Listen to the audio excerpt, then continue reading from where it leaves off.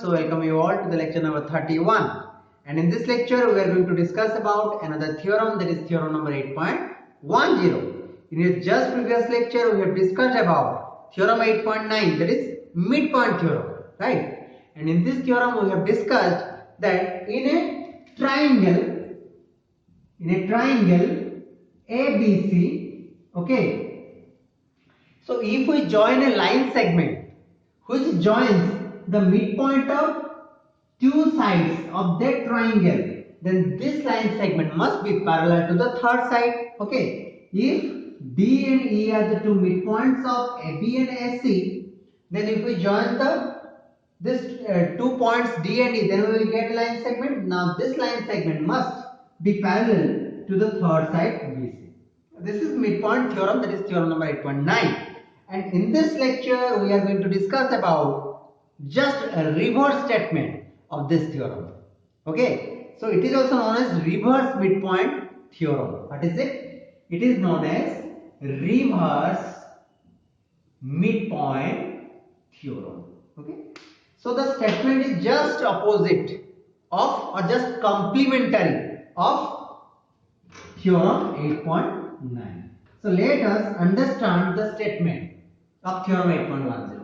So according to theorem 8.10, it states that the line segment, okay, the line segment means a part of line which joins the midpoint of one side, midpoint of only one side of a triangle. So first of all we have to draw a triangle, right? So let's say this is the triangle ABC, and in this triangle we have to first find the midpoint of only one side, So suppose AB is one side and D is the midpoint of AB. Since D is the midpoint, it means it divides that line into two equal half. This half is equal to this half. AD is equal to BD. This is clear. Now we have to actually create a line segment, okay, which joins this point, okay, and parallel to the another side. So we have to draw a line segment such that it passes through the midpoint D and must be parallel to another side BC. Clear? So you have to draw a line segment like this, okay, which passes through D, which passes through the D. D means D is the midpoint of one side of the triangle and it must be parallel to the another side BC. Okay, suppose the name of the line segment is DE. Clear? And DE passes through D and D is the midpoint of one side of the triangle and this DE is parallel to BC. This DE is parallel to BC. Clear? This is the statement. Then this line segment bisects since due to maybe the reflection of light, this what is may not be visible to you. So for reference you can use your NCERT book, right? So here it is written bisects. Okay, due to reflection may not be it is visible to you, right? So this line segment bisects the third side AC. As you can see, D is the line segment and it passes through D and D is the midpoint of AB and it is parallel to BC. So we have to prove that this point E is the midpoint of AC. It means D line segment cut AC into two equal halves. So what do we have to prove? We have to prove that E is the midpoint of AC or this half is equal to this half. This has to be proved. Okay. So let us start proving it. So first of all, write what is given in this statement. So it is given D is the midpoint of AB. D is the midpoint of AB. Midpoint of AB. Clear? So this half is equal to this half, implies AD is equal to BD. We know. And the line segment DE is parallel to another side BC. And DE line segment is parallel to BC. Clear? So what we have to prove here?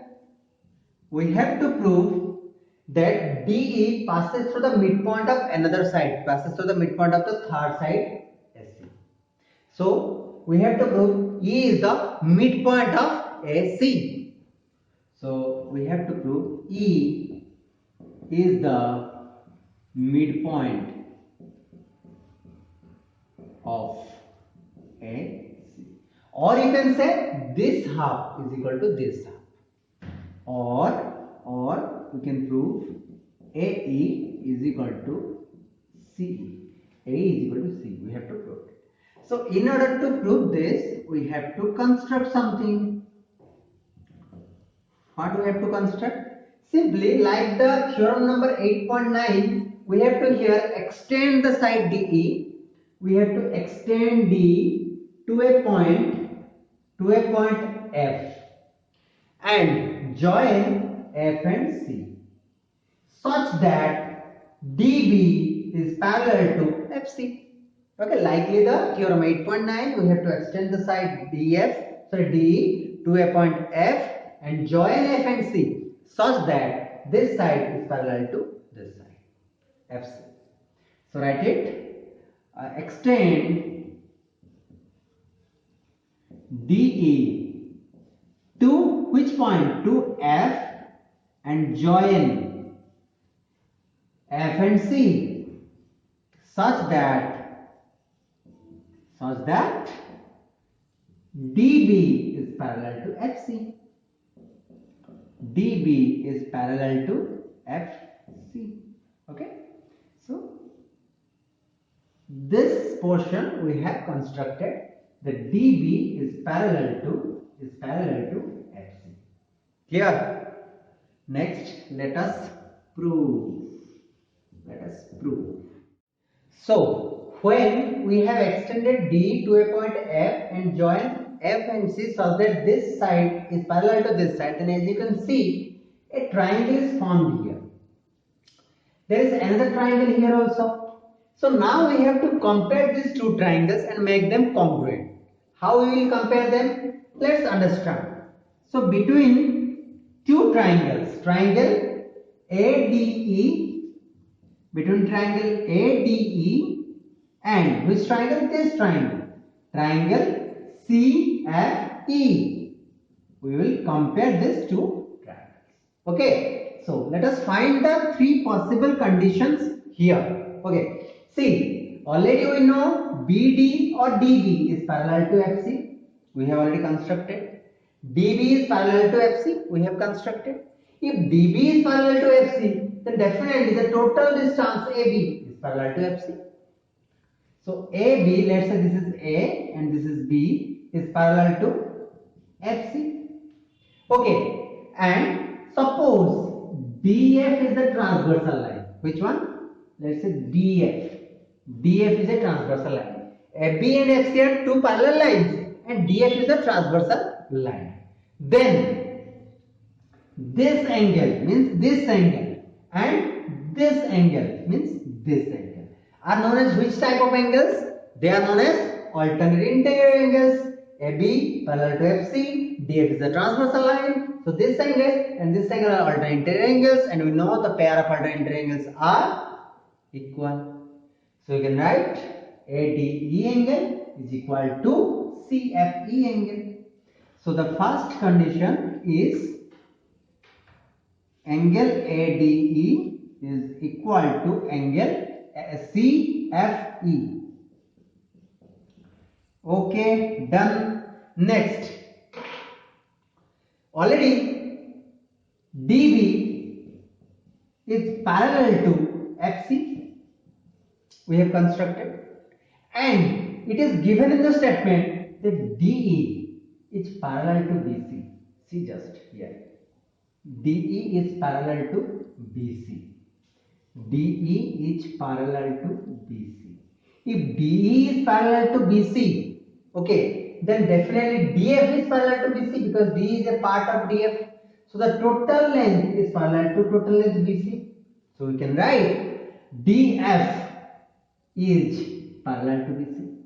So if we consider DBCF as a quadrilateral, then in this quadrilateral, this side is parallel to this side. They are pair of opposite sides, and this side is parallel to this side. They are also pair of opposite sides.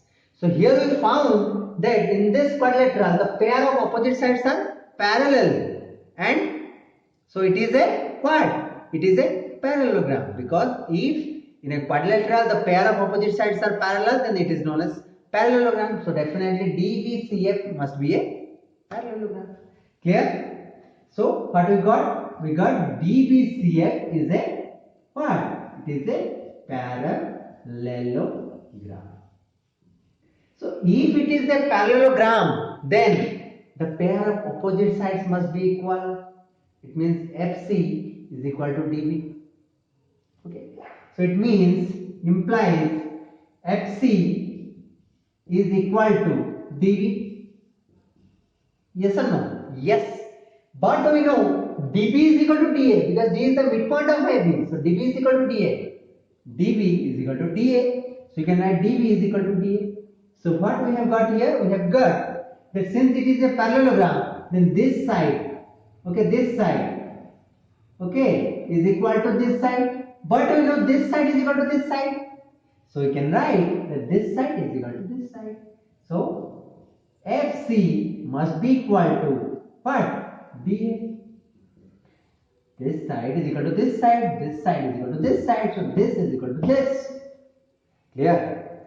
So here we got that this side is equal to this side. Okay. So this is a hint. Okay. You can write it just before, write it down. Just before this statement or this sentence. Okay, you have to write it just before this sentence, so that you can easily understand why this FC is equal to DA. Okay, you have to write it. So now the second condition for the triangle ADE. AD is a side. For the triangle CFE, FC is also a side. And now we have proved that this side DA is equal to this side FC. Yes, just see this. We can write AD is equal to FC. Okay. So only to write this condition you have to prove it. You have to write it before this sentence. Clear? So now let us find the third conditions. If I consider this AB parallel to FC, okay, and AC is a transversal line, then definitely this angle and this angle are two alternate interior angles, and we know alternate interior angles are equal. So we can write this angle must be equal to this angle. So DAE angle must be equal to this angle, FCE angle. Here you can write due to alternate interior angles. Alternate interior. Okay. Due to insufficient space, I cannot write it. So here we get angle, side, angle.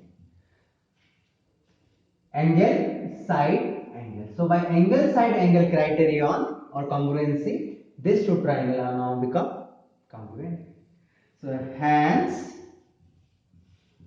this triangle ADE must be congruent to this triangle CFE. So now we have proved that the triangle ADE must be congruent to the triangle FCE. Okay, these two triangles are now become congruent. So now let us consider their corresponding parts. Okay. In the triangle ADE, A is a side. So A is a side. And in the triangle CFE, C is also a side. Okay. So CE also a side. Since we have proved that ADE triangle is congruent to CFE triangle, then we can write that their corresponding parts must be equal. So AE side must be equal to CE side. So this is equal to this. This side or this half is equal to this half. We have proved. It is due to CP. Okay, so first of all, we have proved that these two triangles are congruent by which congruency? by angle side angle congruency. Clear? Now, then by considering their corresponding parts, A is a part of this triangle, C is a part of this triangle, we can make them equal because they are corresponding parts of congruent triangle. So we have proved that this portion A is equal to this portion CE. It means what? It means this half equal to this half means E is the midpoint of SC. Simple. Suppose there is a line, let's say MN. Okay, and I have proved MO is equal to ON. It means what? It means O is the midpoint of MN. So similarly, same funda is applied here. Since this half is equal to this half, it means E is the midpoint of SC. So you can write it down. And finally, E, you can write E is the midpoint of SC. See, we have to prove this. E is the midpoint of SC. And now we have proved E is the midpoint of SC. So which understanding we get here? We get that, or we have found that if a line segment passes through the midpoint of one side of a triangle, and if this line segment is parallel to another side, then definitely that line segment passes through the midpoint of the third side.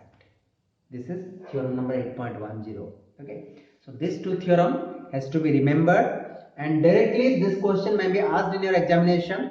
Okay, it is very simple to understand. Clear?